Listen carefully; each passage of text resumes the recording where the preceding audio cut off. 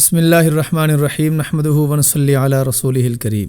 قطع رحمی ایک بہت بڑا عیب ہے۔ قطع رحمی صلہ رحمی کی ضد ہے، یعنی رشتے ناطے توڑنا، تعلقات توڑنا۔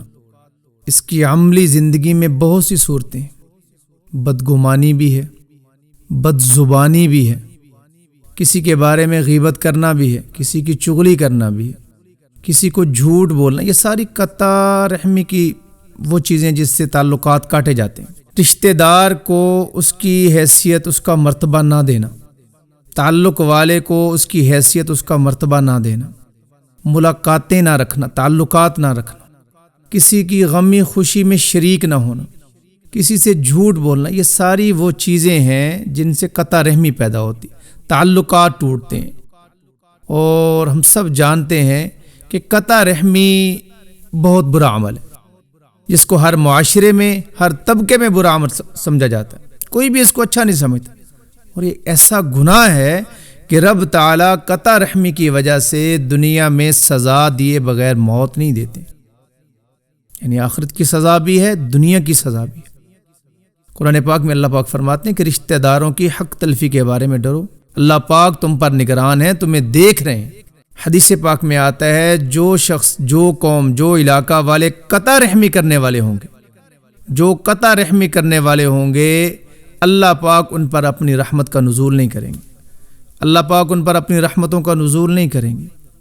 جب رحمتوں کا نزول نہیں ہوگا تو دعائیں قبول نہیں ہوں گی، بیماریاں آئیں گی، پریشانیاں آئیں گی۔ کس وجہ سے آئیں گی؟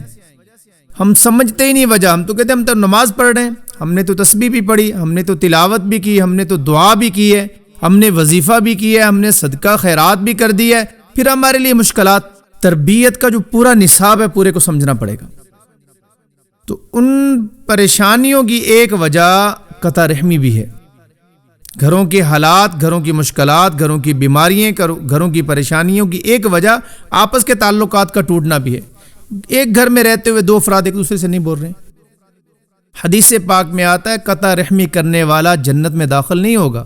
ابن مسعود رضی اللہ تعالیٰ عنہ کسی مجلس میں تھے تو دعا کرنے لگے اور کہا میں تمہیں اللہ کی قسم دیتا ہوں جو تم میں سے قطع رحمی کرنے والا وہ ہماری مجلس سے اٹھ جائے۔ ہم اللہ سے دعا کرنے لگے ہیں۔ کیا وجہ ہے کہ وہ قطع رحمی کی وجہ سے رب کی رحمت کا نزول نہیں ہوتا تو ہماری دعا قبول نہیں ہوگی۔ میں قسم دیتا ہوں ہماری مجلس سے اٹھ جائے۔ یعنی دعا کی قبولیت کا ذریعہ بھی آپس کے تعلقات کو مضبوط رکھنا ہے۔ اچھے تعلقات ہوں گے، قطع رحمی نہیں ہوگی، ناراضگی، لڑائی جھگڑے نہیں ہوگی، اللہ دعاؤں کو قبول فرمائیں گے۔ لیکن نظام یہ ہے، ہمارا پاکستان کا ماحول جو ہے نا، گھروں کا ایک مشترکہ نظام ہے، کٹھا رہنا، ایک ہی گھر کے اندر 4-5 فیملیاں رہ رہی ہیں۔ جب کٹھے رہتے ہیں نا جی، وہاں کچھ نہ کچھ پھر جھگڑے ہوتے رہتے ہیں، حسد پیدا ہوتا ہے، بغض پیدا ہوتا ہے، عداوتیں پیدا ہوتی ہیں۔ وہ سویا رہتا ہے جی، وہ کام نہیں کرتا، وہ کرتا ہے، اس نے صفائی نہیں کی، اس نے برتن نہیں دھوئے، اس نے کھانا نہیں بنایا۔ یہ ساری شکایتیں خود بخود اندر پیدا ہوتی رہتی ہیں اکٹھا رہنے کی وجہ سے۔ الگ الگ گھر، حق ہے، سب کا حق۔ نبی صلی اللہ علیہ وسلم نے اپنی تمام ازواج کو الگ الگ گھر لے کے دیا تھا۔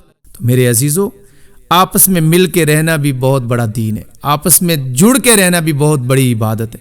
مسلمان کا مسلمان کے ساتھ اچھا تعلق اور رشتہ داری کو جوڑ کے رکھنا بہت بڑی سعادت ہے، بلکہ رشتہ داری بھی قیامت کے دن نجات کا ذریعہ بنے گی۔ اللہ ہمیں صلہ رحمی نصیب فرمائے۔ نبی صلی اللہ علیہ وسلم اپنی مبارک زندگی کے اندر کبھی بھی کسی سے لڑے نہیں تھے، کسی سے ناراض نہیں ہوئے تھے، حتیٰ کہ دکھ دینے والے لوگوں سے بھی حضور ناراض نہیں ہوا کرتے تھے، ان کو معاف کر دیا کرتے تھے۔ ہم بھی ایسے بنے۔ حضور کو قتل کرنے کے لیے پیچھے آنے والے حضور ان کو بھی معاف کر رہے تھے۔ امی عائشہ صدیقہ عفیفہ رضی اللہ عنہ فرماتی ہیں نبی صلی اللہ علیہ وسلم نے اپنی ساری زندگی میں ایک مرتبہ بھی کبھی کسی سے لڑائی نہیں کی ہے۔ تو حضور کی ایک سنت یہ بھی ہے، حضور کی ایک سنت یہ بھی ہے۔ سنت کے دیوانوں، حضور کے دیوانوں، یہ بات غور سے سنو، غور سے سنو، اس بات کو یاد کرو۔